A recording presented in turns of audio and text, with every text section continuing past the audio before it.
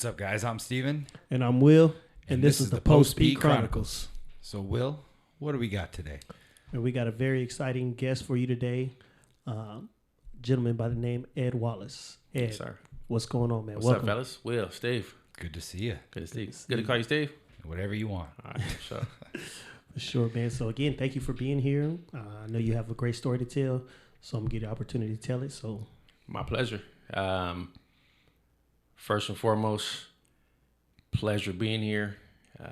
After having the opportunity to really break down what the Post P Chronicles is all about, more than willing to come on the show and share some insights and some experiences and tell my story of where I've come from to where I'm at today.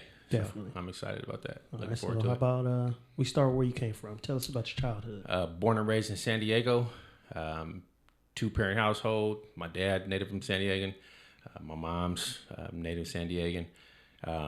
Upbringing was decent. My dad was a contractor, did drywall in San Diego, hardworking. My mom was a beautician. I have two brothers, one sister. Household, want to say mid 80s. Took a shift. Dad was going back and forth from San Diego to Los Angeles, different job sites he had out there. And the relationship between my mom and pops kind of stumbled, her being here by herself, him being out there. Drugs came into the picture, abuse came into the picture, instability came into the picture.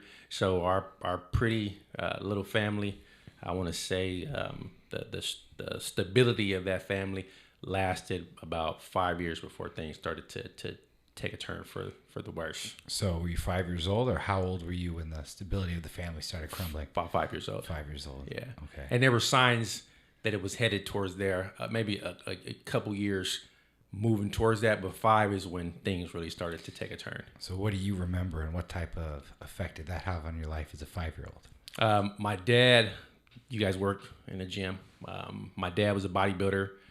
He was a good-looking gentleman, and very promiscuous. So he had a lot of women. Least, He was a player. He was a player. So Pops had a lot of women out there, and my mom was a beautiful woman. Had no reason to delve out there, but again, he's in that limelight. He's working. He's has a semi-successful business.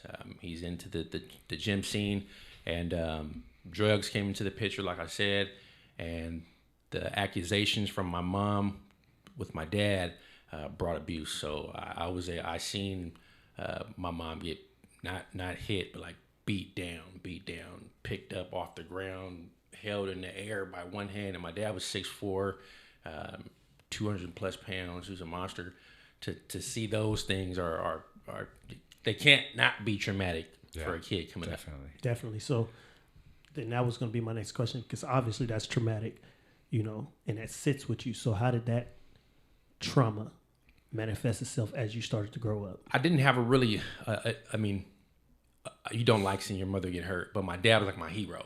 Right. My dad was like, conflict. He was the man. And there was nothing he could do wrong. It was just, that's my dad. He could be, when I was a kid, we would watch wrestling, and I remember thinking, Hulk Hogan was the main event. But Hulk Hogan didn't have nothing on my pops. Really? Nothing on my pops.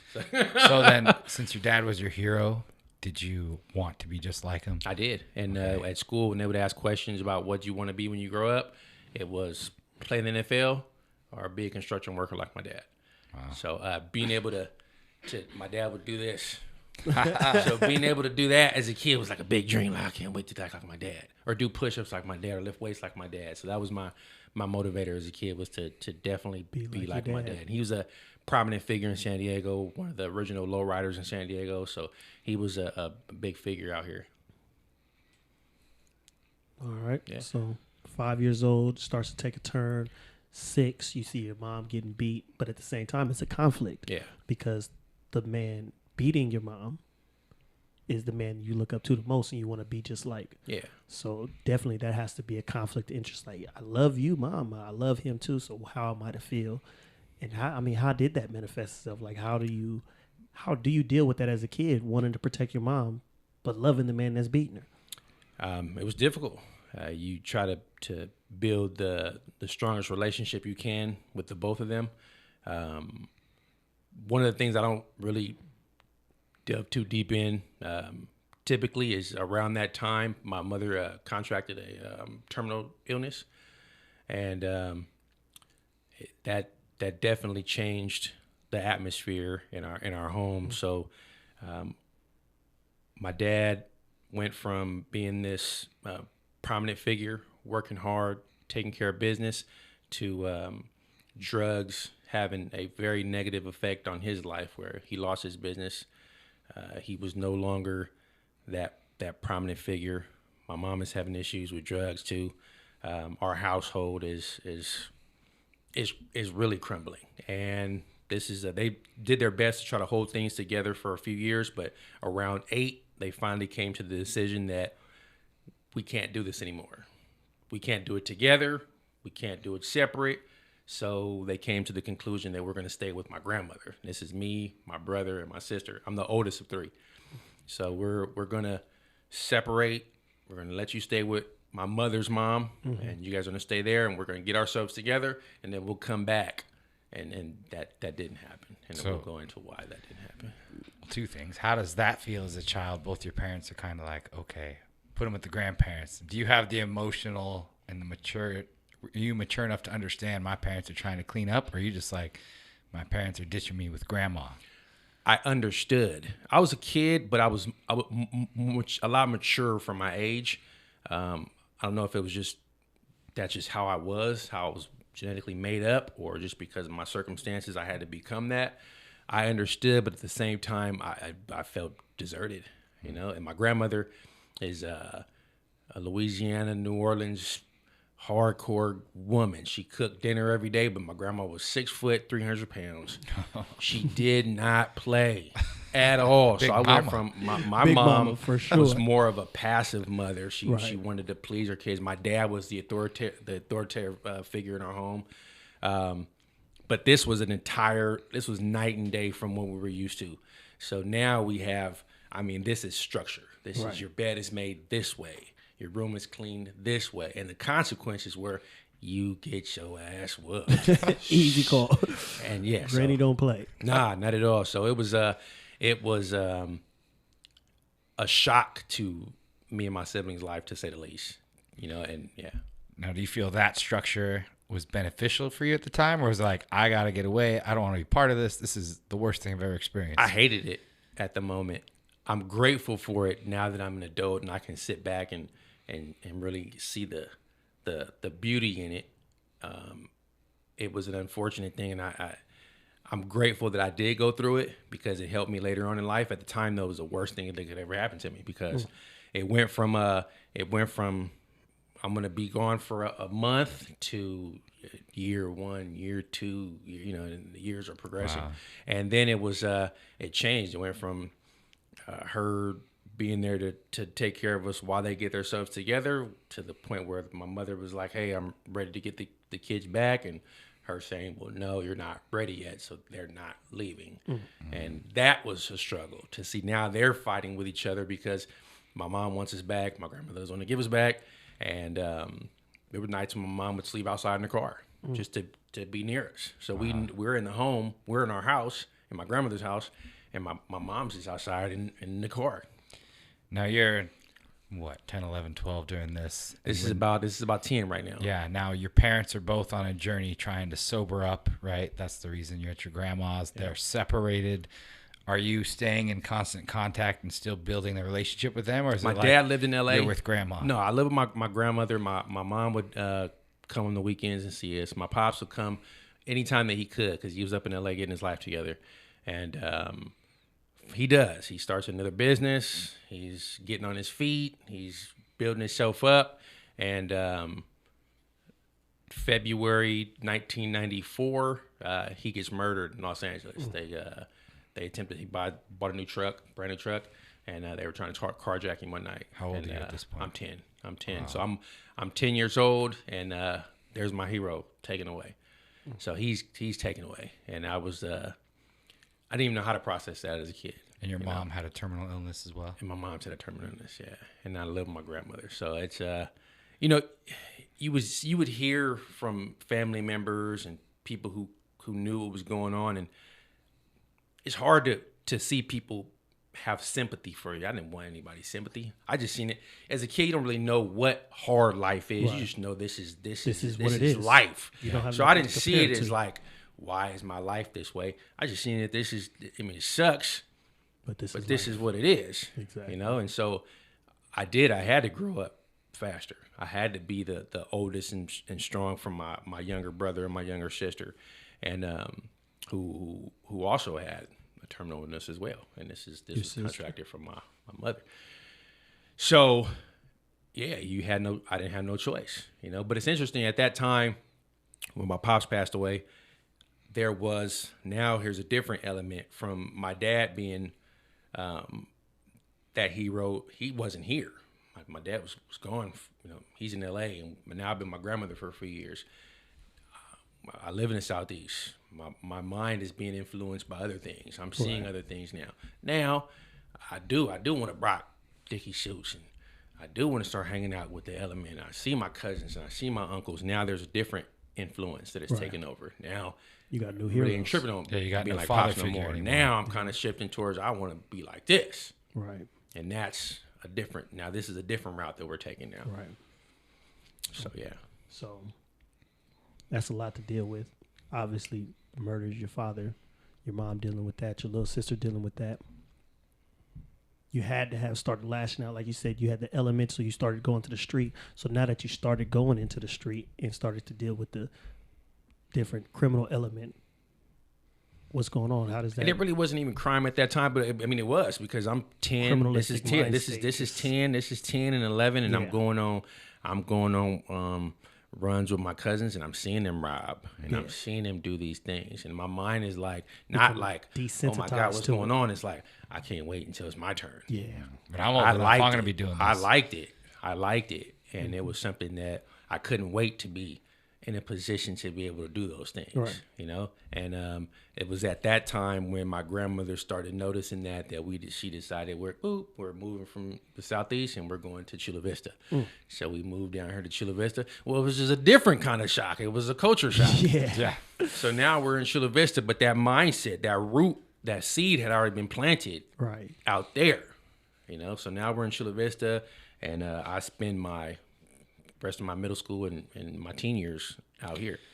So you're taken out of Southeast San Diego, culture shocked, but here, Grandma thinks she's saving you, right? Grandma's like, we got a better plan for you. What are your teenage years looking like now? Now, still, my father's passed away. Now we're getting into, you know, hanging out with my relatives and, you know, smoking and, you know, just hanging out. We're doing a lot of hanging out with them and moving towards being a part of that. My mom is still attempting to get herself together and get us back. Now we're heading towards around 13 and getting into a little trouble, nothing major.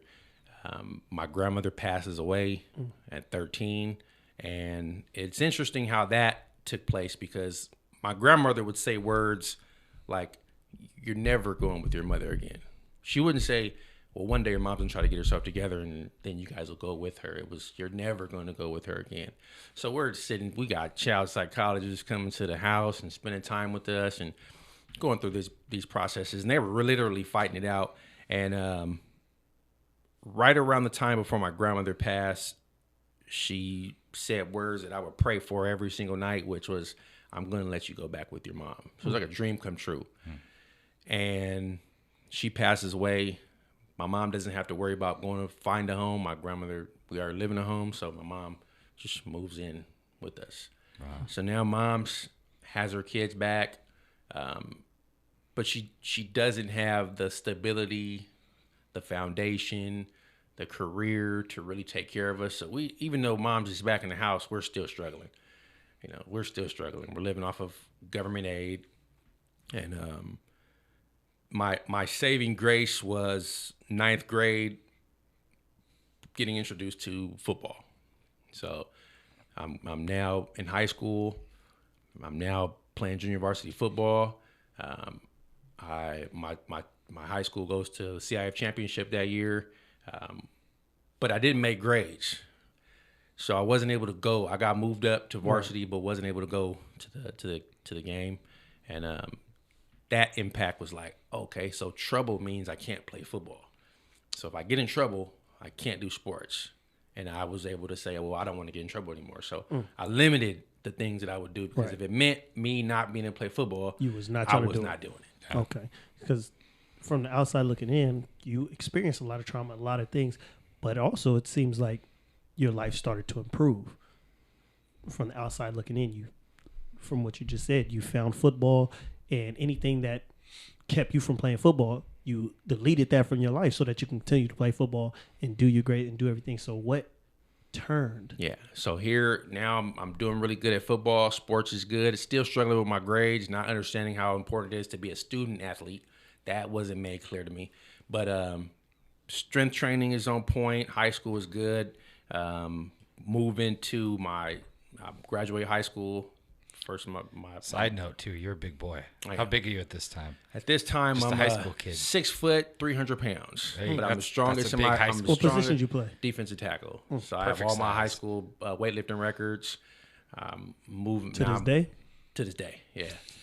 And go to Southwestern. Never even thought. I didn't even thought about junior college. But if you don't have good grades, you cannot go to Division I college. You have to have grades as well as athletic ability, and I didn't have that. So I went to play JC ball. Again, my strength is amazing at this time. I'm dedicating everything towards football. And my second year at Southwestern College, towards the middle of the season, I get swiped and destroy my knee. So I tear every single ligament in my knee, my ACL, MCL, PCL, LCL, and football career is over. So I remember driving home with moms that night and her saying, what are you going to do now? So I'm 20 at the time. I don't know what I want to do. Football was what I wanted to do. And football was that's what's going to keep me on the narrow path. Kept you on track. It's going to keep me on the path. I have that. That is no more. And it wasn't, I got a job shortly after that, and I didn't want to work for anybody else. So I had the mindset, I just went back to what I knew, and that was crime. I'm going to sell some drugs. I'm gonna pull some licks, and that's what I started So the to beginning do. of football saved you, and then the end of football was kind of your downfall. Yeah, that's crazy because you lost your father at 10, who was somebody who kept you on the right path because that was your role model. You know, weightlifting, everything. I want to be like my dad, construction or football. Then you had your grandmother, and you lost her, and she had you strict schedule. You know, everything, do it like this, and you lost her. Then you had football, the thing that kept you on the right path. So it just seems over and over again in your childhood, you just kept losing the thing that would keep you on the right path. Never thought about it like that, bro. That's interesting. Yeah. That's interesting. And it's funny because that's how life happens too, Yeah. right? You know, these moments are catalysts for, well, these trauma moments are catalysts for huge pivotal points in our lives where we can go one direction or another. You know, you were lucky you had your grandma, your dad passed away. You're lucky you had football when your grandma passed away. And then when you lost football, sounds like You didn't what have happened anything. next? That was it. I got a sack and started to hit the streets, and I was doing my thing, and that didn't last long. I was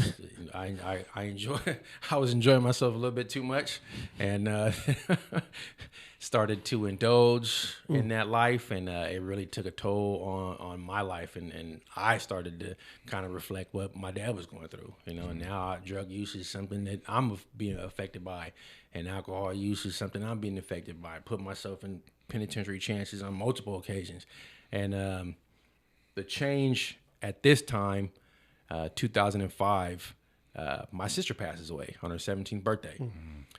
She contracts spinal meningitis. Wow. They catch it too late. They caught it late. They misdiagnosed her. They said that it was a sinus infection, and then when she started going into seizures and whatnot, then they saw that it was meningitis, and it was too late. She was already induced into a coma, and she passed away in December 2005. Which, I mean, like, my mother already has dealt with so much over the years that was like the catalyst. That was like the blow that you can't return from. Straw that broke the camel's back. Man, that was it. That was it, man. And so seeing that my mother was going through that, it woke me up a little bit, and I needed to get myself together. Right. And fortunately, I had a childhood friend whose sister worked at the gym, at 24 Hour Fitness at the gym at the time. And she spoke to them about me having people skills and the ability to speak to people, and they gave me an opportunity, and I got a job. I was working. Just now, I'm in a position where I have a 9-to-5 job. I'm back home with my mother, my brother. My brother, he's the middle between me and my sister, and then my mom in another relationship had another son. So now we have 4 kids: me, my brother, my sister, and my baby brother. Throughout this entire journey, I can't not mention him. He was like my best friend. He's the me and him were 2 peas in a pod. It's not the little brother. This is my middle brother. So he's middle brother, closest to you. He's the closest to me because we're experiencing everything together. Yeah. Through our entire going life. through it. Everything we're going through together. You know. So he's like we're holding each other down. You know, and I'm at the time not realizing the impact that I'm having on him because I'm his example, and I don't see that.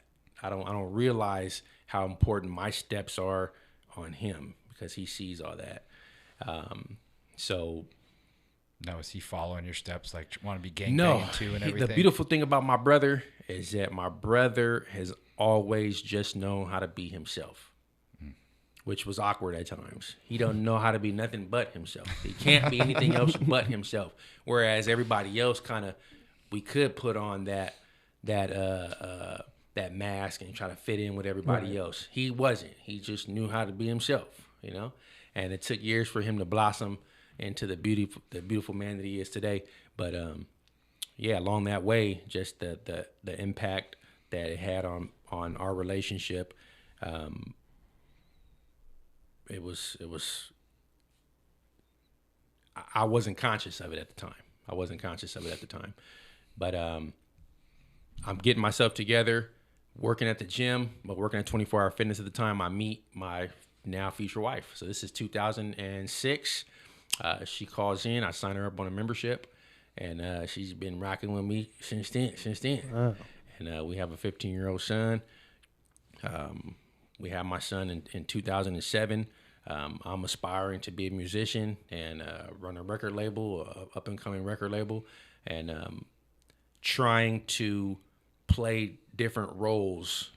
I'm trying to be the man in the house when I don't know how to be. I'm trying to be a father when I don't know how to be.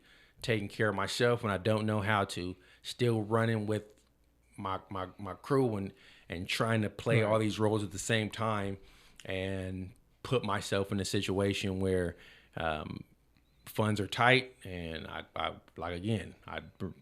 diverted back to what I know and put myself in a position where now I'm not only is drugs an issue with myself, funds are tight, and I started to commit crimes that eventually got me incarcerated for 10 years.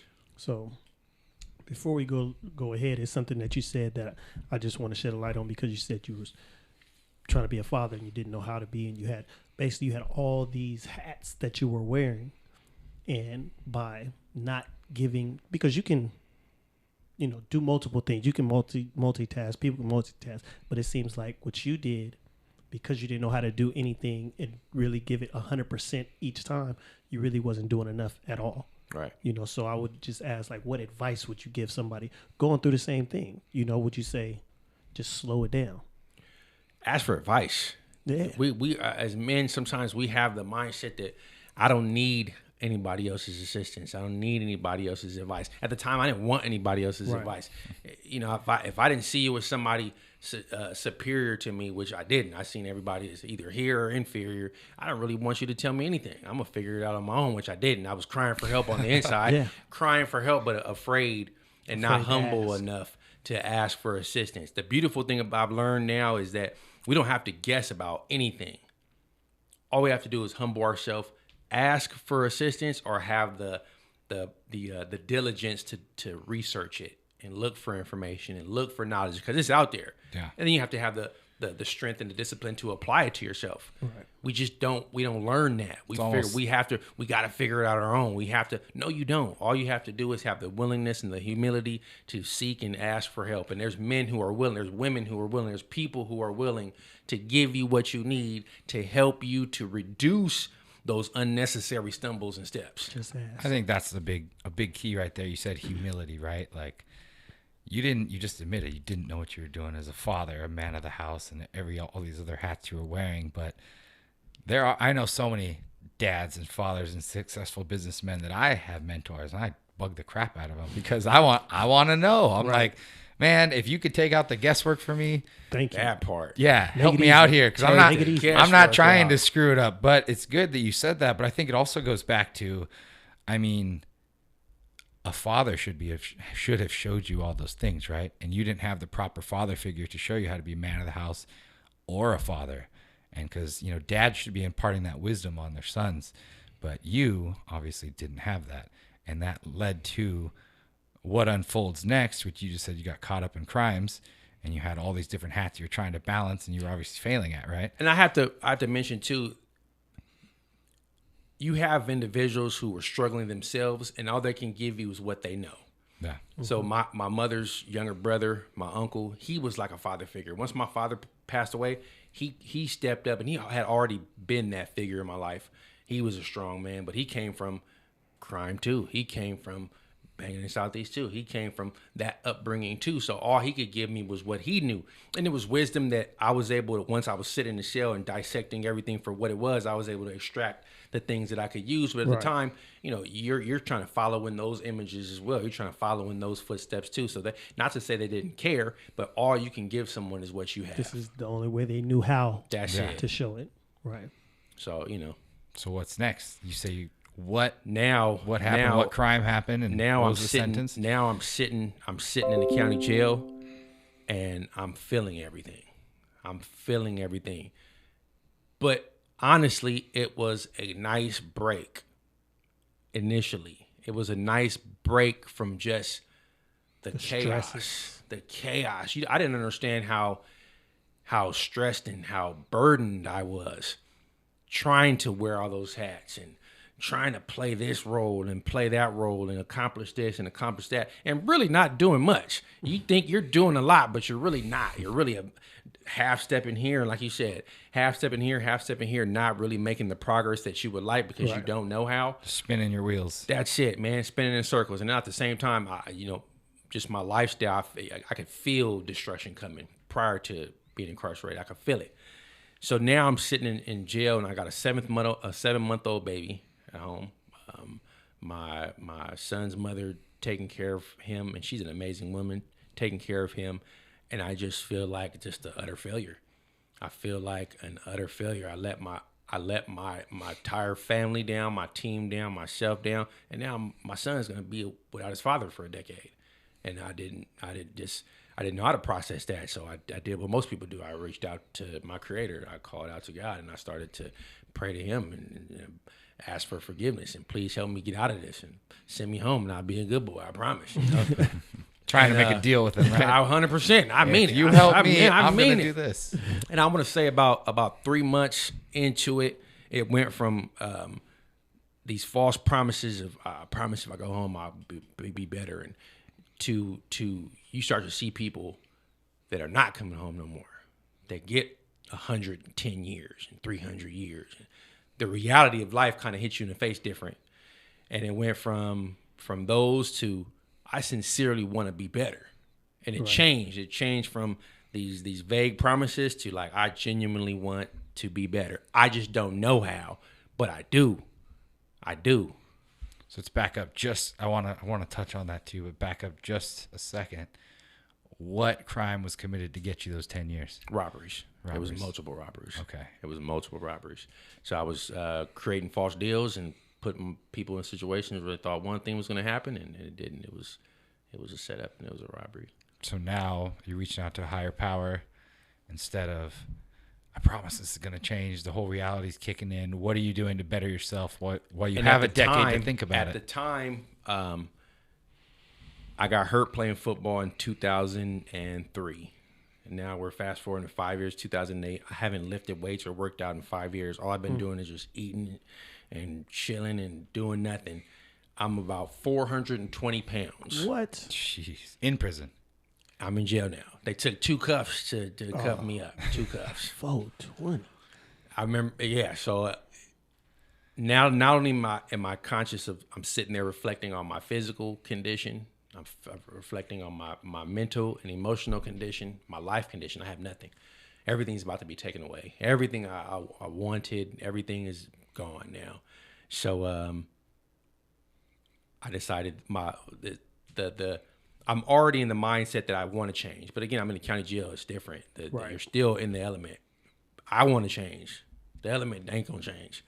So balancing that and managing that was it wasn't tricky. It wasn't hard. I just knew where I was, and I knew what I had to do to survive and get up out of there.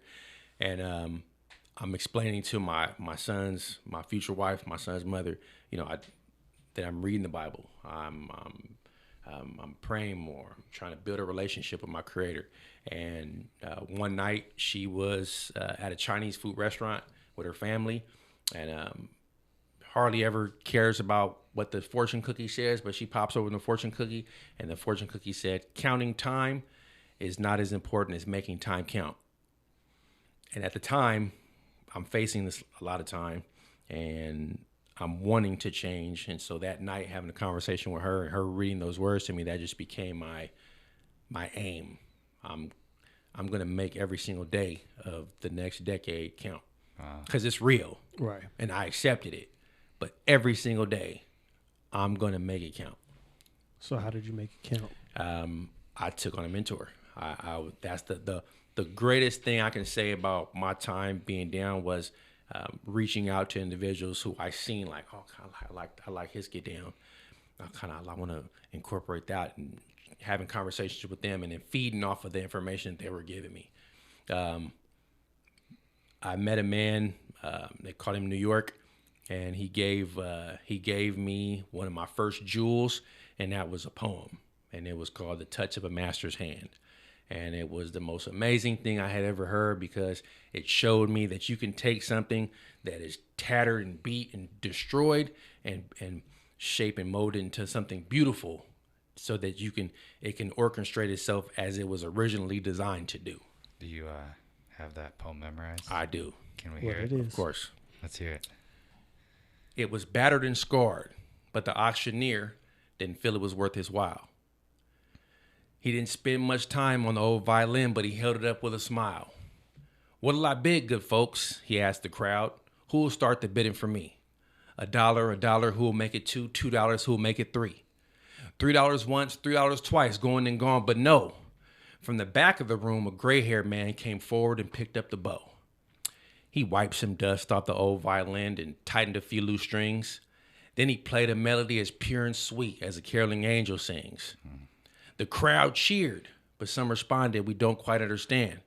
What change is worth?" And came the quick reply, "The touch of a master's hand."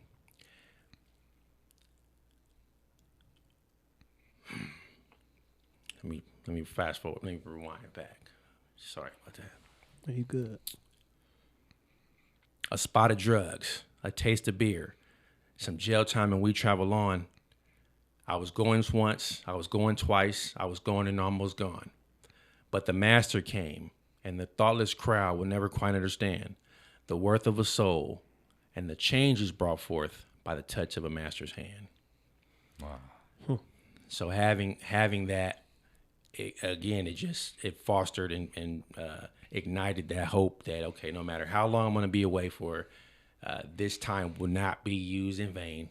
And it wasn't. I met an individual who started working out with me, and in 2 years, I lost 150 pounds. So now when I hit the yard in the main line, I go from 420 to about 250. Solid.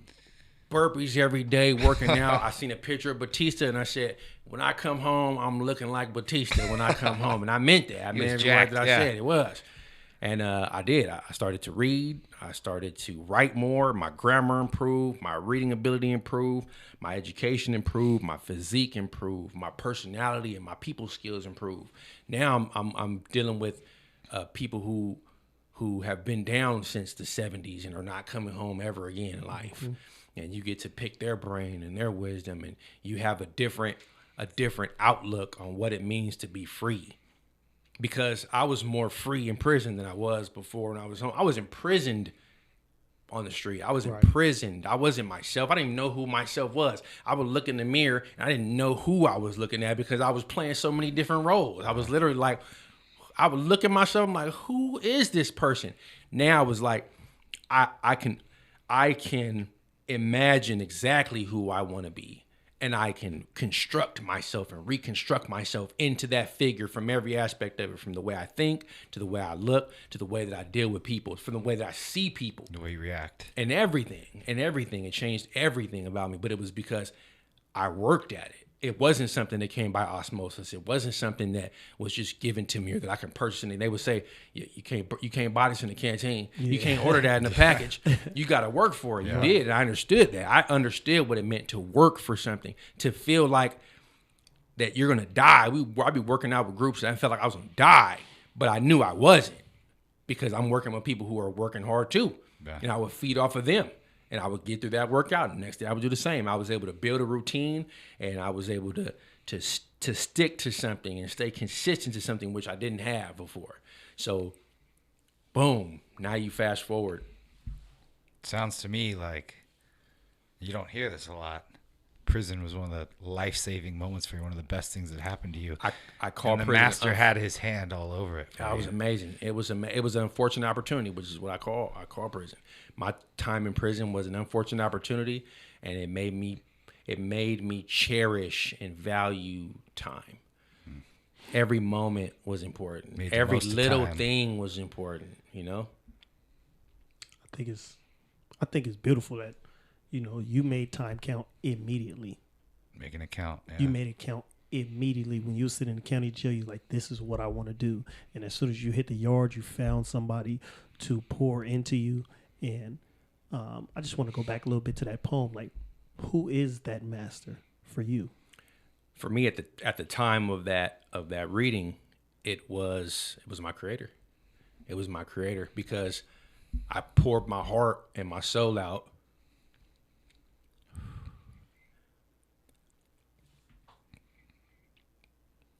Because I genuinely wanted to change. I wanted to be a better father for my son.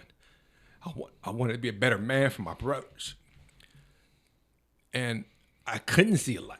I blamed him for a long time. I said, you know, the way that I had been my whole life. I was like, oh, this is how I've been my whole life, you know, so like, it's really your fault. And I kept praying and kept asking, and it was like, well, if you listen to what I say and you're willing to apply what I give you, I'll help you become what you're not. And it was like, are you serious? And at the time, I couldn't believe it. It was like, I felt like, so you're saying there's hope for me? Wow. And it was the most beautiful experience, because I seen from that moment, there was a light at this end of this long ass 10-year tunnel. There was a light there, and I was like, actually run to. Okay, I can see it. I can see. Yeah. I was not that at the moment, and I knew that I had a lot of hard work to get there, but I was willing to do whatever was necessary to become the man that I aspired to be. And that's what I started to list out. Throughout the entirety of my time, I started to break down and list out, and I literally titled it "The Man I Aspire to Become." And I broke it down from a physical aspect of it, to my character, to my finances, to my aspirations. I broke down every single thing, and I would work on it. I would analyze it, and I would see where, like, just like a mechanic does on a car, you see the car's doing this and it needs to be tuned up here. I would analyze this list, and I would see what needed to be tuned up, and I would regularly work on myself. And it was the greatest. I mean, unfortunately, people can't have that experience out here. You're making me want to go to prison right now. We don't. I mean, it's they're taking them. I know. Not to make it it's not a place that anybody wants to go. No, of course not. But man, for the people that are there, and it's unfortunate that you are there, you have an opportunity to focus on self. Take the opportunity while we're here to stop and focus on self. And it's interesting because all the things that I learned once we start to get into me coming home, I didn't realize how valuable those lessons and those things would be. And I literally started to, my desire was to, as a Bible student, I felt like my purpose was to become a fisher of men. It was to reach out to those who I seen that were still blind and hadn't had their eyes opened up. And I was going to be used as an instrument to help those individuals snap out of that dark place that they were in and give them some hope and help them develop the discipline and the willingness to work on themselves and become better men. That's my mission in life. That's what I was created to do. God was able to show me that the worst condition can be beautified and turned into something magnificent. And I was going to go therefore and help other men do that for themselves. Amen. You're like the Apostle Paul in prison over here. That's what it felt. That was my mission. That I got goosebumps right now from Yeah. telling that story. You too? I mean, that's just like, I see him. that's amazing. I mean, I can you imagine if every man went to prison with that intention? Yeah. Coming out, the world would be a better place. They'd world go be- back to their communities. They'd change their communities. They'd change their families. They'd be the man they're called to be. And it sounds like God, the creator, was like, hey, I'm going to answer your prayers, but it's going to look a little different than the way you have it planned. So I got to take you through this 10 years, but what you're praying for, it's going to happen over these next 10 years. And that's so, oh man, like this is one of my favorite stories I've heard yet on this podcast. That's just, I'm inspired right now. Just congratulations. I want to just tell you, like, Thank you, man. I'm proud of you. Thank you, brother. 100%. So like I said, my father was taken away when I was 10 years old. He was killed. And when I came home, April 2018, my son was 10 years old. So His it father was giving interesting back. transition that at the age that my father was taken from me, I have the opportunity to be the man that my son, that I needed at that age. I have the opportunity to do so. My relationship with my wife, who is currently my wife, it ended about 3/4 of the way through my time, because 10 years is a long time. Yeah, it is. And I prayed for that, for him to give me an opportunity to be the family man that my family needed. And when that was taken away, I was like, well, what do I do now? Because that was a part of my inspiration and motivation too, was to be the man they needed me to be. And coming home, everything's changed. A decade has passed. I step out, even though I'm a new person, life is still moving on. And I literally come home to nothing. I got $200 in gate money. I got a treasure chest of inspiration. And I'm hungry. 1,000 years of wisdom. You can't spend that, you know. So, I fortunately, I have a support group that's just magnificent, and my family was able to help me to get certified as a personal trainer. I developed a program while I was gone. As soon as I stepped out, I was in a halfway house and put myself in a position to start a business. So I started a business, U versus Fit Training, holding boot camps in Mission Bay. I was working overnights at Home Depot, and I did that for about a year. And then my mindset started to shift. I needed a steady check. I needed something on paper saying that I'm making this much and that I need to build a foundation. And I was like, this is not doing it right now. So this is my dream. I'm living my dream that I dreamed up and wrote down while I was incarcerated. I'm actually living it now. People are doing the activities that I designed and put together, and we're doing it, but it didn't feel right at the moment. And so thankfully I have a friend of mine, childhood friend, who was an iron worker, and I hit him up because I said I want to do some work. I got certified as a HVAC technician when I was gone, but I said I just want to work, so I know construction, there's some work. So I hit him up, and he said he would make some calls and shift some things and see about getting me some work. And but he told me about how hard the work was. You know, it's they're iron workers, and I didn't know what I didn't know what an iron worker was. I just know it was they're workers. I just know it's construction. What? And he said, "Hey, this is you know, it's hard work, man. It's really hard work." I said, "I'm built for hard work. I'm built for it, you know." And he said, "You know what? Honestly, man, if I knew then what I know now, I would have became an electrician." And I said, "Okay, cool. Well, you know, let's keep that in mind. But in the meantime, let's get some work going, you know." So he didn't call me, man, for about 2 weeks. And my cousin Roosevelt Williams III, president and CEO of Young Black and in Business, held an event for the Kuma Festival at Horton Plaza, and I was going out there to assist him. And one thing about me, I never forget a face. So if I've seen you before, it's locked in. I might not remember. I probably won't remember your name, but I will remember your face, even if it was from elementary school. So, and I don't just pass by and be like, "Oh, I knew that person," and keep it going. I'm the type of person, I'm gonna stop you, and we're gonna have a conversation. I'm gonna figure out where we know each other from. And at that event, one thing that Roosevelt says is your network is your net worth. And walking at that event, I passed by an individual who I recognized and stopped him, and we had a brief conversation trying to figure out where we know each other from. And it just so happens he was a chaplain at Donovan, and it was Jason. It was Jason Shanley. Jason. We need to interview Jason. It was Jason, man. And Jason, we got to chopping it up, and Jason told me he had just started this organization, Homework. They have bi-monthly dinners, and I'm moving towards trying to get into motivational speaking. And man, I would love to be able to speak to brothers coming home and need some inspiration and motivation. I feel like I'm doing decent for myself. I'm working. I'm pursuing my passion.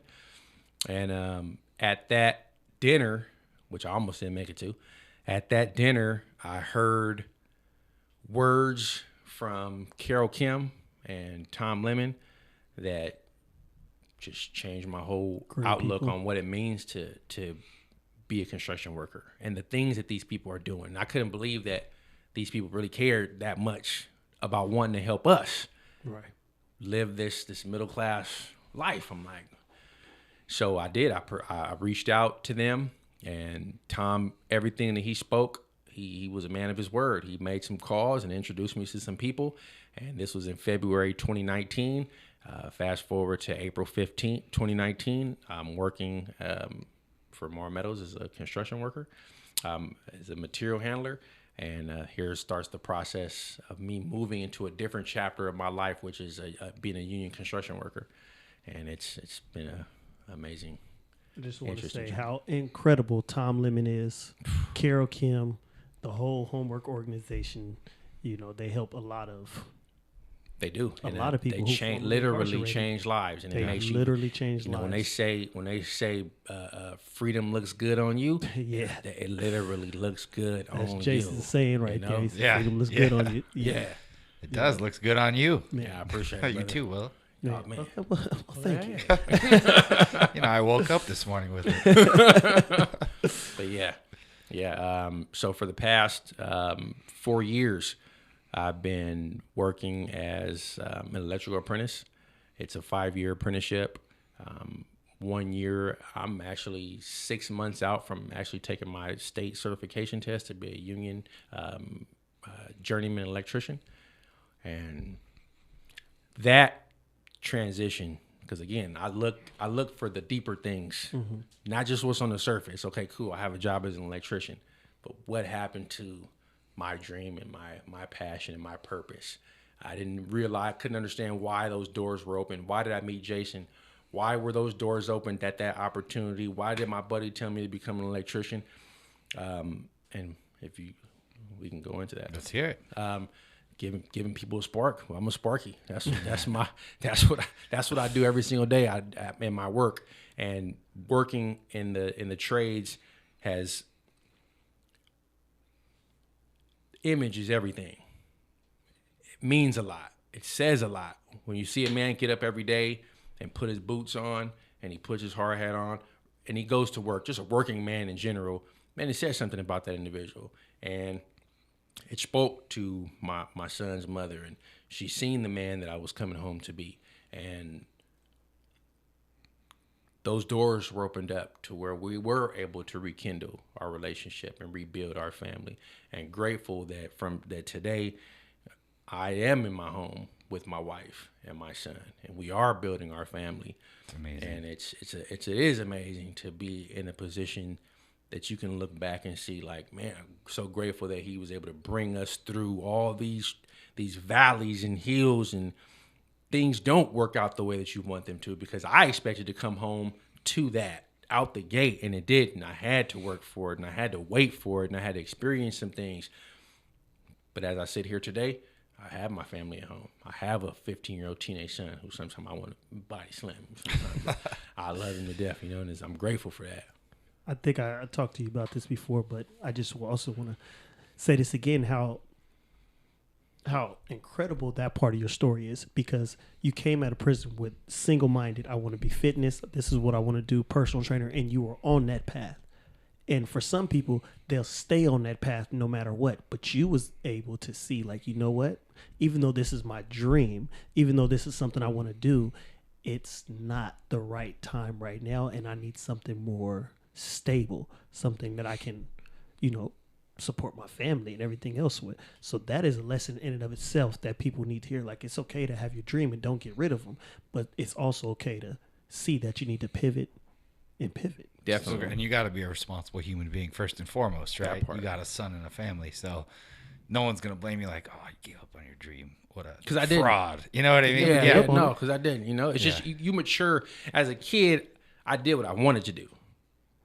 If I wanted to do it, I don't care who didn't like it, who it affected. I did it. And as a mature adult, you understand that you do what you have to do while working towards doing what you want to do.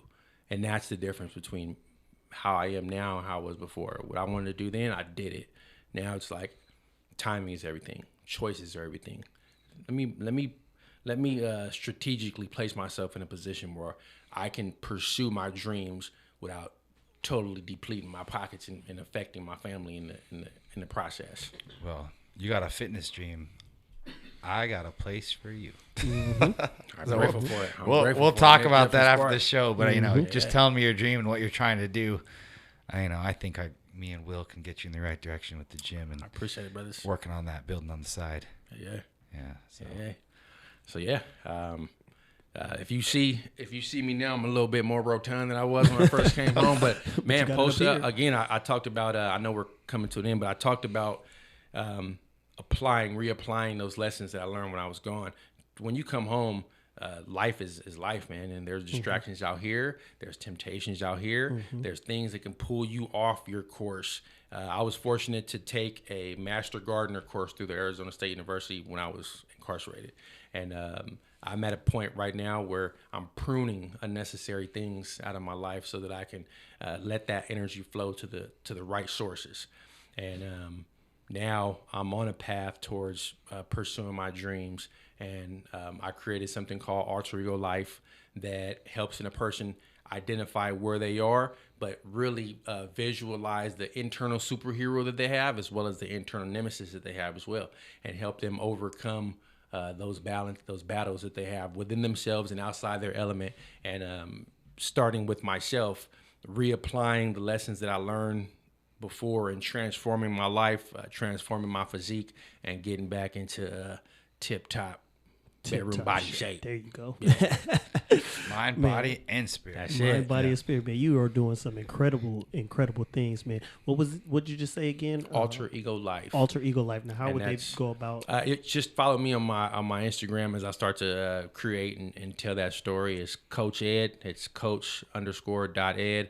I go by Coach Ed because my grandfather was a prominent coach in San Diego. I'm named after him, and every coach has the desire to lead their team to victory, and that's my go-to. So building, helping individuals overcome and win battles, become Coach victorious. Ed on that's Instagram. I just want to say one thing too. You may not be rich in wealth, but from what me and Will can see, you're rich in knowledge, rich in wisdom. You have the fear of the Lord in you. You have a relationship with the Lord. All these things you have going for you is something that everyone should be pursuing and wanting, because that's more than riches will ever give you. Definitely. You know what I mean? I see a man right here that has it together, and I see a man right here that knows what he's doing, knows what he wants, and knows his purpose. And when you know your purpose, money can't buy that. And so I love what I'm witnessing right now, because it's just like, man, you know, I've sat in front of some very wealthy people, not impressed. Right now, I'm like, I'm impressed by Ed. This is an impressive human being. And so I just want to let you know that you're on the right path. Hey, man, sitting here today is a confirmation of moving in that direction. Being able to speak to individuals of your caliber is just a confirmation that we're moving in the right direction. Because this is upbuilding right here. This is each one teach one. Iron sharpens iron. Exactly. Got a tattooed on my arm right here. Proverbs 27:17. That's it. So that's right, man. Yeah. Well, once again, man, thank you for coming out here, man. Thank you for sharing your story. I know that your story is going to help so many people. And, man, once again, Coach Ed, coach_.ed. That's it. On Instagram, you know, homework, everything you're doing. Ed Wallace, thank you. And one more time, I'm Will. I'm Steven. And this is the Post P Chronicles. Blessings, fellas.